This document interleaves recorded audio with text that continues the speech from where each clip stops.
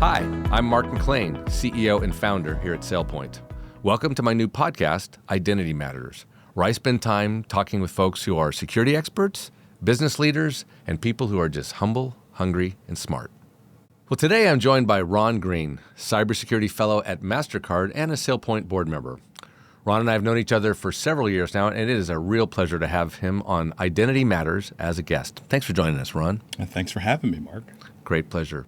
Well, let's start with a little bit about your background. How did you get into security? Tell us kind of how you got into this field. Sure. When I grew up, my dad and all of my uncles were Philadelphia police officers. Oh. And so I always wanted to be a Philadelphia police officer. My dad said, no, you can't.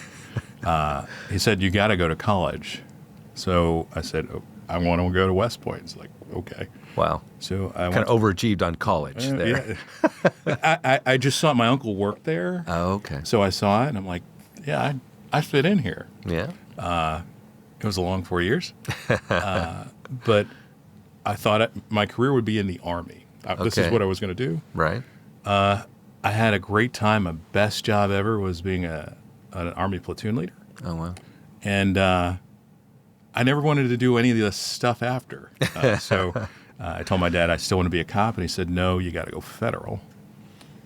So that's why I joined the U.S. Secret Service. I looked at other agencies, but the Secret Service and I, that's where Clicked. I really connected. I did that for 9 years, and I thought, I'm going to do this for the rest of my life. Mm-hmm. But then I got into a shooting, and then we also had 3 kids. So there were the dangers of the job became readily apparent to my wife. You weren't bothered by it, but she was, kind of deal? I wasn't bothered by it. So in law enforcement and the military, you prepare and train for these things. Mm-hmm. But when you have kids and your wife hasn't really seen a lot of this before, it can be different. Yes. So I had to get a real job. Or at least a job where no one was shooting, theoretically. Yeah. And a job opportunity presented itself with Bank of America. Mm-hmm. This is when cybercrime was this new thing. Yeah. Yeah. And I'd been working on a big case with them. And because I'd been working on that big case with them, and they had some experience with Secret Service agents that before, and they liked it. So I had the opportunity to go over to work with Bank of America and help build out their cyber investigations program. And that was the beginning. So kind of from true, real security, physical security into cybersecurity. Yeah. I imagine early on, maybe still, that's one of the paths that people get in, as opposed to coming through like a tech role into cyber tech security. So one of the things people think about most with the Secret Service is the presidential protection, the earpieces and the dark glasses, and I've Men in certainly black. done yes, With the little thing to make you forget. or talking into your wrist. Right, talking into your wrist. Yeah.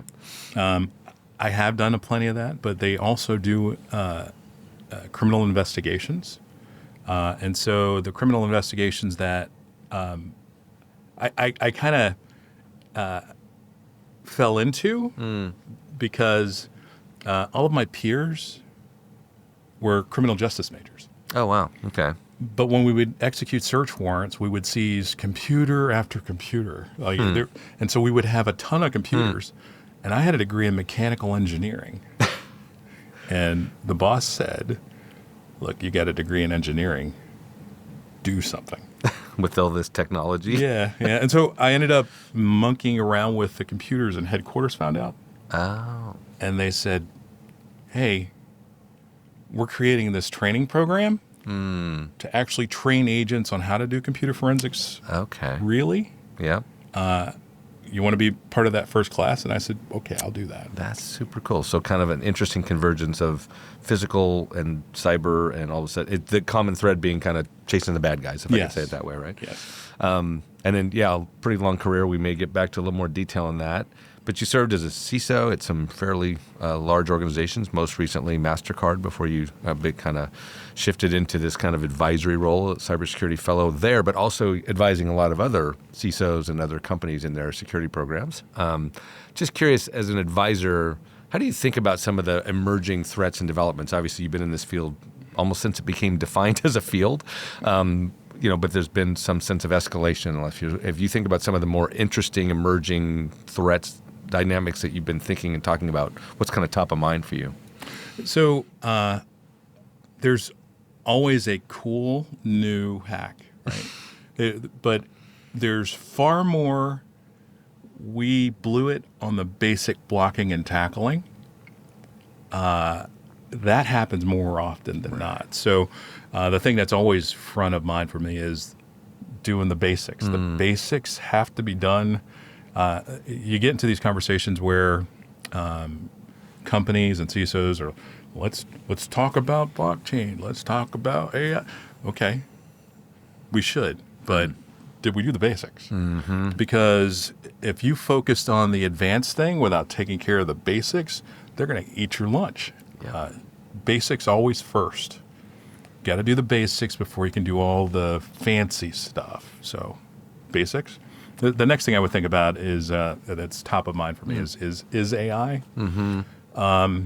And as defenders, I think we have the advantage of bringing AI into the fight first. Mm-hmm. I mean, we have. I think about all of the fraud capabilities that we already employ that leverage AI. But AI is a tool. It can be used for good and it can be used for evil. Mm-hmm. And now you see where, just the deep fakes, where AI is starting to present itself as a particular problem. It's going to be this arms race that I don't see will ever be, discounted or moved away from, where the bad guys will have the advantage of making it so that AI can just affect the attack at scale. We as the good guys will try to keep the human in the loop. So not just let the machine run off and make a bunch of decisions without including us, because the machine could make a decision that could shut down production or something. Right. So because we care about the effect, we might be slower as we push for the use of AI. So it's here with us now. It's already making some impacts. We'll just have to see. We got to try and stay on par. Mm-hmm. Some of the things that I've employed and others have employed to try and stay ahead of the bad actor are something called Threatcasting. Threatcasting. So combination of threat forecasting. Yes, Threatcasting. Threat and forecasting. Yeah. What is that? The concatenation? Is that the fancy word we're looking for? I was thinking of J-Lo and You're out of my realm now. You're totally. What was that? Brad and that is Benifer. That. Yeah, but it is threatcasting, and any security program should be thinking at least 3 to 5 years ahead. Threatcasting is you try to think 10 years ahead. First, you got to do the basics. Can I at least get to 3 years before I start messing around with threatcasting? But if you can threatcast, you can, like we've looked at all kinds of potential problems that AI could bring down the road, so that we can come up with a backcasting strategy to look for as the future presents itself. There are mitigants that we can employ to blunt the effect of the bad actor, should they choose to go down that future. I'm so tempted to ask you for a specific on that one. Do you think you could come up with one that was a simple example of something you've seen people do to put something in place now to blunt a future threat? Here's one where we thought, it'll be this 10-year play out, but it actually happened. Escalated into a year or two. But that's the beauty of threatcasting. You plan it for a 10-year future, and then when you backcast, you come up with flags or indicators that the future is happening. Is it happening at a pace for 10 years? Or is it happening at a 3-year pace? Or is it happening like at a 50-year pace? Right? You can kind of figure that based on where the flags start to materialize. That makes sense. We did threatcasting, and we looked at the use of satellite communications, or using the disruptions of satellite to interfere with the payment flows and transactions, or just interfering with infrastructure. And one of the it was kind of like a collateral effect of the opening rounds of Russia-Ukraine, where they took out that satellite communication link. Right. But it's like, well, that happened a little bit sooner than we thought. But now everyone's going to see that as the impact, as a potential, not just as an impact, but it is a potential target down the road. So what would have been a long play is actually got not. escalated. It's a lot shorter play. Yeah. As you think about one of the things we talk about a lot in this realm is the talent challenge, right? Yes. So we've got we just talked a little bit about how technology is evolving and how things are moving quickly. The other side we hear so often from our customers and your colleagues and peers in the CISO world, where I can't find the talent I need. I'm looking around the world, not just around the U.S. now, if they're a U.S.-based company. How do you see companies trying to step up to address that issue? Are they throwing more technology at it? Are they training people into the field? What do you see people doing about, quote, the talent shortage? Yeah, there's a number of efforts that are underway. And this is also one where AI is going to be a benefit. Right? There's our implementation of tools and technology are going to help us with the workforce, where you'll have applications that do a lot of the more technical and mundane work. So essentially turning like security monitoring into like a word processor. Right? Okay. So lifting up what needs to be found out rather than digging down into the details. So new technology is going to help us.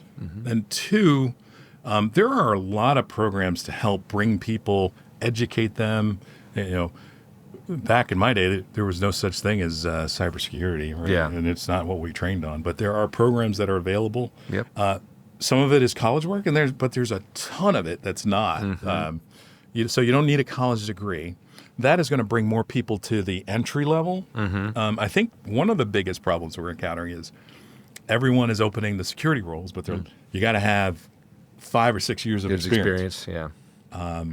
That's We might have tapped that crowd already. yes, and we keep we move those people around, and it's one of those things. It's one of those things that in many security organizations you have this diamond where the top are the leaders or the higher ranked folks. The middle is where the mass of the talent is in cyber. Is your senior engineers, your senior SOC folks. And then at the bottom, you got this really small pool of people that are entry. So entry is small, but the middle is big. And then to get to the middle, you need 5 or 6 years of experience. And you keep growing the middle. Yep. Or not putting enough into But you're not. So you got to do more you already have people on. They may not be 100% ready. They may not have 5 or 6 years on. But damn it, now's the time. Throw them in the deep end. You got to bring them up. And then you got to create more entry level. And there's opportunities for like apprenticeship programs just to get people that 5 to 6 year work experience thing. It's really all about getting to know that you pick the right person that can work on a thing for you. So apprenticeship programs, things that get you exposed to people to let you know what their work ethic is. Can they grow into this role? Yes, I think they can grow into this role. All right. I've fully hired them on. Let's move on and hire the next person. There's a lot of good work that's being done by the Office of the National Cyber Director to, help with the apprenticeship programs, help companies think about how to broaden that bottom end of the turn the diamond into a big pyramid. Into a big pyramid. We need to do that. But there's a lot of work that's on the go. We just need to keep working on it together. Well, let's talk thanks. That's helpful because I think that's a very common refrain we hear out there. Let's talk a little bit about kind of where the threats are coming from. One of the things we talk about here, because we're an identity-focused security company, is how these other dimensions of security have been around longer, frankly, right? Or at least focus on those dimensions. Things like network security, pretty well-defined, mature discipline, device security, data security. Identity as a security organizing principle is a relatively newer concept in some ways, right? People thinking about how am I securing my enterprise, thinking about identity as a control point. What do you hear from peers and colleagues as they're thinking about identity as kind of an area of focus in that broader realm of security? Yeah. I would tell you it should have always been a major focus, because in the end, the bad thing happened because someone had access to an entitlement or privilege, that you didn't want them to do, and then they did something wrong with it. Yeah. So identity is all of the other layers are meant to protect that identity. We just didn't used to define it that way, but that's kind of always what we were doing in some ways, right? Yeah, it is all protection to protect that. That's the heart. Once you get in here and you can go and you can change stuff, or you own the system, then that's when the game is over. But anti-malware, firewalls, data protection, network protection, all of those things are layers that adversaries have to burn through to get to now I have the privilege. Now I own the keys to the machine. I can do whatever I want. Right. So I think we all understand that identity is the paramount. It is the thing to protect. I think we are getting better about it. It's always been a hard space. It wasn't the first space to think about because it's so damn hard. But now you have capabilities that make it less burdensome and make it easier for security managers to kind of move through. So that's a big advantage. It will never go away, especially as we get into it's not my machines anymore. I'm borrowing these machines that are owned in all of these different. Yeah. The only thing that I can really control is the identity. Everything else I'm going to depend on some other. Yeah, somebody else's.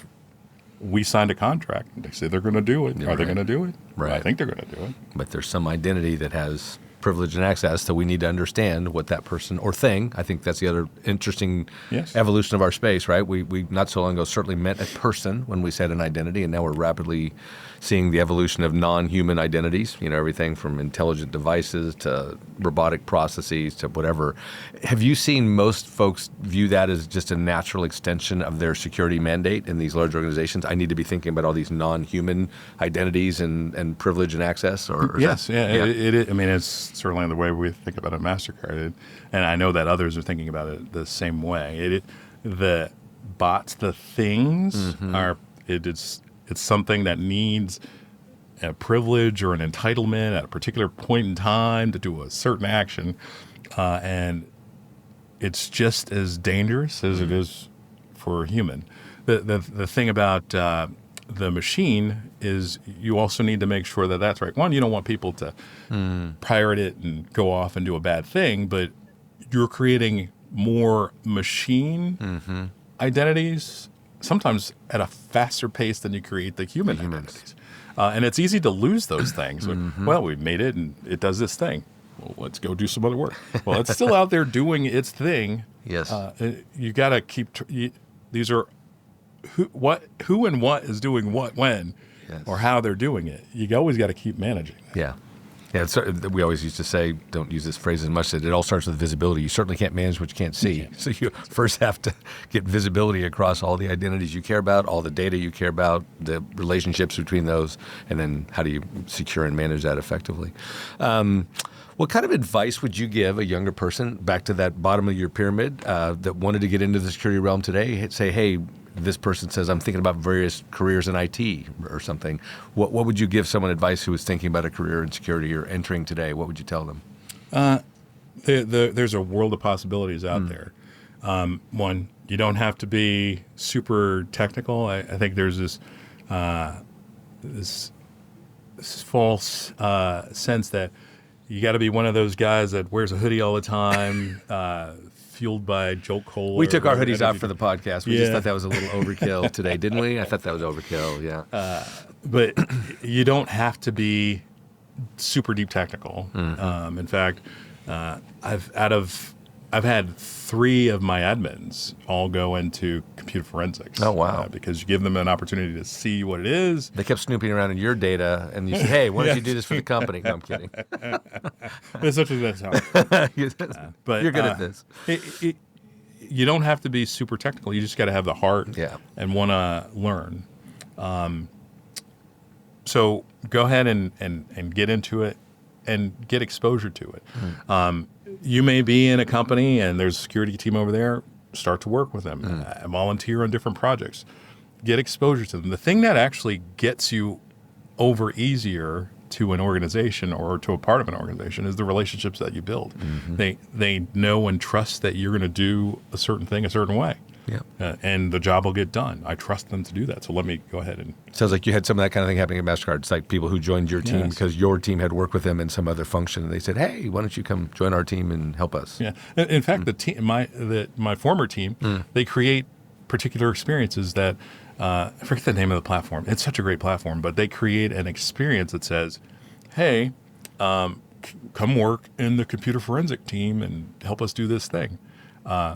Somebody gets a chance to experience it. They get free help, and they get to know each other. And then as positions, yes, yeah, that's great. If you think about some of the most challenging security things you've seen over the course of your career, particularly at Mastercard, which, as everyone would surmise, is probably a fairly large target in the world for nation states and criminals and everything else, what are some of the most tough challenges you've had to face there, or your team has had to face there, and what did you learn as a result of working through some of those challenges? So I'm not going to talk about any particular. Of course, yeah. But conceptually or broad lessons. I will have. There are people that are very passionate about security, and it's because of their dedication and passion to it that you will succeed in some very demanding circumstances. Okay. Yeah. So at a company, I had a very sophisticated and persistent adversary that we had to work against. Okay. Very persistent. And we had to adapt quickly. So like our junior SOC folks, they know enough. We're promoting them. We need them to work on this thing. Oh, wow. And I remember talking to one of these young SOC guys, and he was, "Ron, I am loving what we're doing. This is exactly what I hoped it would be. Wow. I get to do this every day. I hope we keep on doing it."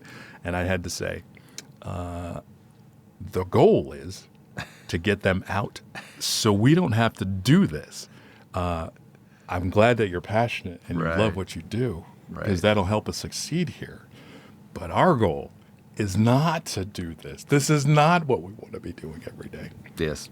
Yeah. We're not really wanting more hand-to-hand combat. We'd like to take the adversary out entirely. As fun as it is to fight them day to day.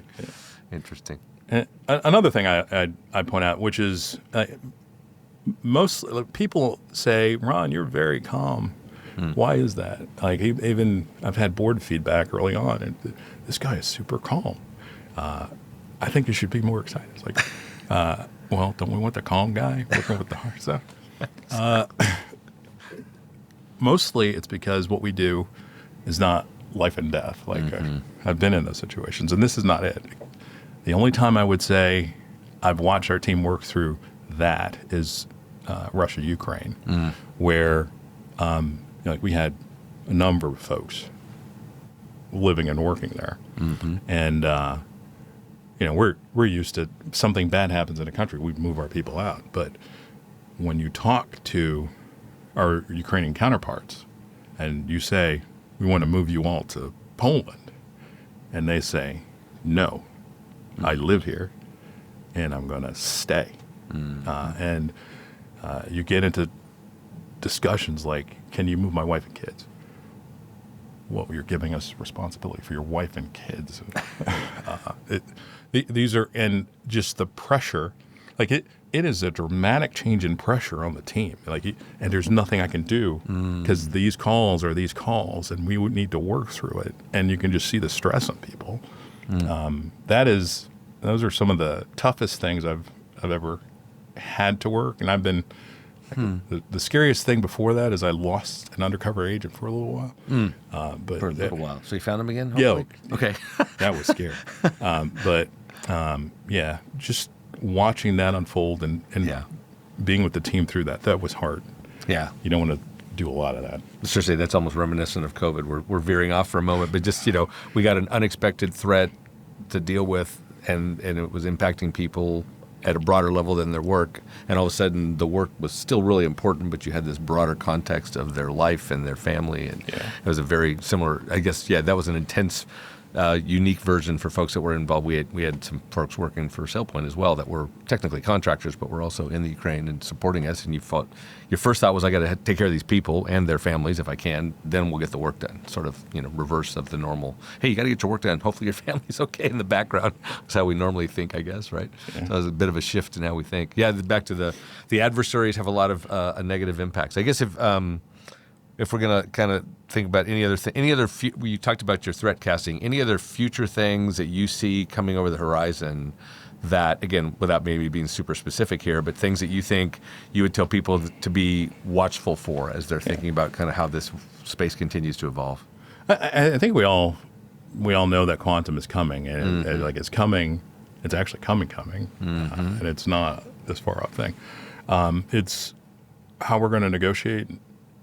And there is so much good that will come out of it, but like with all things, there's good and there's evil that comes with it. What can we do now? What should we be thinking about to make it not as horrific or painful as it could be if it unfolds in a really wrong way?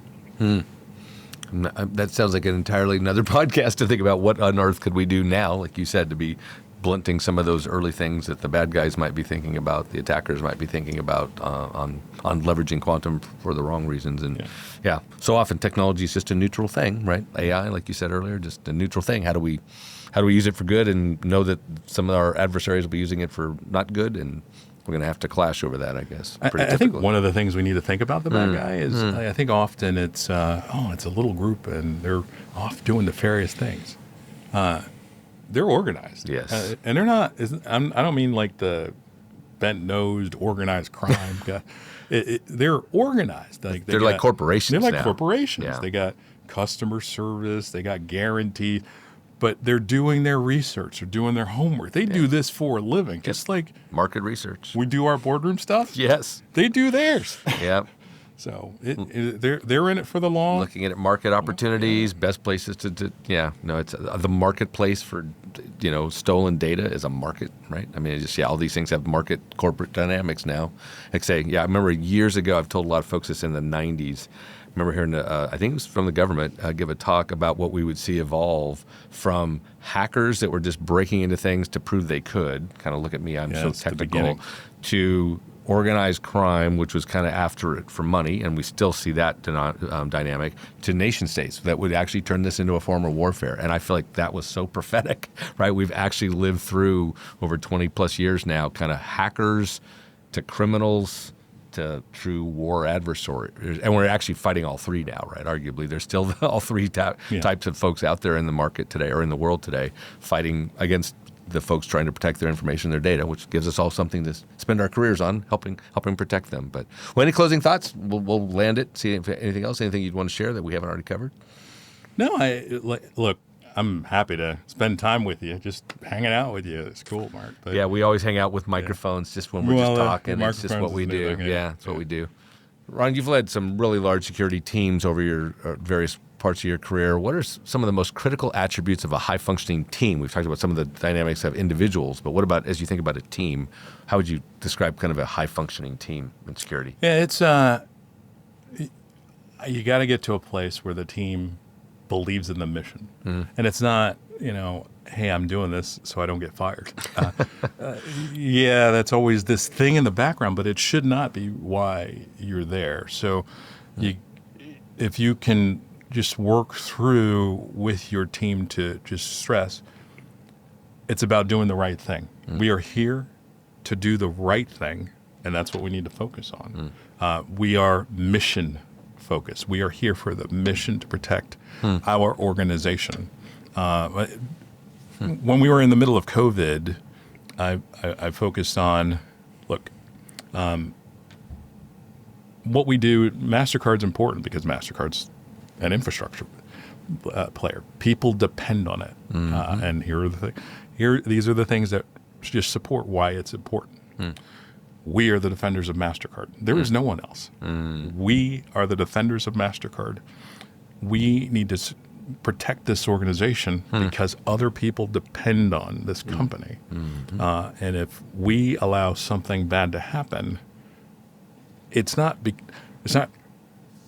we're worried about getting fired. We're worried about the citizens of the United States, the citizens of Europe, the citizens of Africa, the citizens in Asia Pacific that are going to be disadvantaged. They're going to be something is going to, hinder their ability to do what they need to do because we failed. We cannot fail.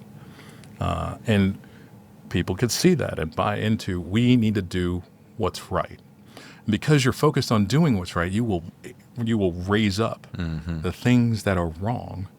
And then you'll have to prioritize it because you can't do everything all at one time. But it's a transparent decision between the people that know they're subject matter experts and the business leaders that can say, yes, these are the things that must be done. And I love that, in the Mastercard organization, when something is wrong, we deal with it. We don't sweep it away. No, we deal with it head on.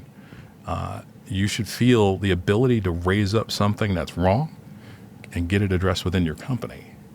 If you can't, there's a problem. Yeah. It's awesome. That's almost, I think back to your West Point training, that's on the border of patriotic sounding, right? Here you are, a for-profit financial services business, but you're right. There's a level at which a company like Mastercard and some of your key competitors, if I can call them that for a moment, they're so critical to the infrastructure of almost every economy in the world, right? Like, we're talking about the flow of goods and services that keep economies running. That gets attacked and breaks down, we have massive problems, right? Yes. So you could see that being quite inspirational to people that come to work every day and defend the source of the economic engine, so to speak. So yeah, I want to salute and go work for Mastercard now. I feel like I should put myself into service. Let's jump around a little bit. We thought we'd have some fun with certain kinds of questions on the podcast. What are some interesting books you've been reading? Whether they're business or security books or just fun fiction. But sometimes you get insight into people's thinking by what they're reading. By the way, I'm assuming you're reading. If you're just watching mindless television all the time, I don't know, but hopefully you're reading some things. I do a lot of mindless book reading. Okay, that's nothing wrong with that. Yeah, and a lot. It's either like dystopian kind of futures with zombies, or it's techno thrillers. But I will point out there's an author, Jack Davis. Okay. And he's written A Sense of Justice and A Sense of Duty. Okay. That's his pen name, but he used to be my boss. Oh, wow. Yeah. Okay. But there's a character I think it's A Sense of Justice, and then you go to A Sense of Duty. There's a character that's built off of, like, You're kind of there. I'm kind of in the book, but and then I get. Oh, I want to tell what happened. So say I want to go read and see if I can find you. Now this is a challenge. But you'd have to. I'm kind of in it. Okay. And you'd have to know me. Okay. Because that's you. I do that kind of a thing. Oh, I'm gonna look this up. Yeah. So that's what I'm reading, Mark. What about you? I read, like you, quite widely, fiction, nonfiction, self-help, all over the place. A kick I've actually been on that started only a few years back was to go through, this will sound so nerdy, but you know what? There you go. Like, as a guy who sometimes thought maybe I should have majored in literature, but it seemed so impractical at the time, I've missed a lot of the great books, and I've kind of gone back through some of those. They're easy to find on the internet, lists of the 100 greatest books, and I read probably 20 of those through school, and 80 I haven't. So I'm actually going through some of those. Like, wow, I never read that great famous book. I read Huckleberry Finn not long ago. I read Count of Monte Cristo, which I actually had read before, but it's one of my favorite stories. I read To Kill a Mockingbird, which was a fascinating book. I'd always heard of it, never read it. So a lot of fiction stuff. And the other kick I've been on is biographies. And this will be controversial, but a good, very erudite, smart friend of mine once said, I don't read biographies of anyone who hasn't been dead at least 50 years. And his thought was, when you read a biography of either a living person or a recently dead person, it's still kind of in marketing mode. Hey, let me tell you how great this person was. And we all know some of the biographies that have recently been released about people that are still alive that are pretty rosy about those people, as opposed to someone who's been gone 50, 100 years. Often those are politicians, military leaders, historical figures. And then you get kind of the scope of history to see what was their real impact. One of the ones I've made reference to on some other things is Truman's biography, President Truman, who at the time he left office was considered one of the worst presidents and is now considered one of the best presidents because of what people now look back through the lens of history as to what he actually did in some of the massive crises, like FDR dropping dead, having to decide whether to use the bomb or not, facing off Russia at the beginning of the Cold War. He had a few hot button items on his plate. Yeah. And the guy had been a frickin' haberdasher in Missouri as his training. He had been a clothing store operator, which doesn't seem like great training to be the president. But it's just a fascinating book about how a kind of a normal American citizen steps into this massive leadership role and actually nails it in retrospect. So, biographies I find interesting because you understand how leaders and their minds work. A lot of times the situations are very different, but you learn some of how they approach things and how they think. Biography of Lincoln was great for that too, just how he approached a lot of things and how he thought about Team of Rivals. It was a great book. So, those are some of the things I've read in the last few years. I might pick that as a rule. They got to be dead for 50 years. It's a great rule, isn't it? Because they are still shaping their history. Yes. Especially if they're still alive. Yeah. Even if they're recently dead, their family and friends are shaping their history. Yeah. You get 50 years beyond them, there's nobody around who's got quite the same vested interest. Their great-grandchildren might care a little, but that's just a great rule. So I've been trying to use that more often. Pretty helpful. That's a good rule. And then we kind of poked at kind of your start in the field and advice to someone younger. If you were talking to your own younger self, some number of years or decades ago, what would you tell yourself today about this area and what might you think or do differently, if anything? Yeah. Well, first thing I would say is, just trust yourself, and the decision that you make, that's the decision that you make. Just proceed with it.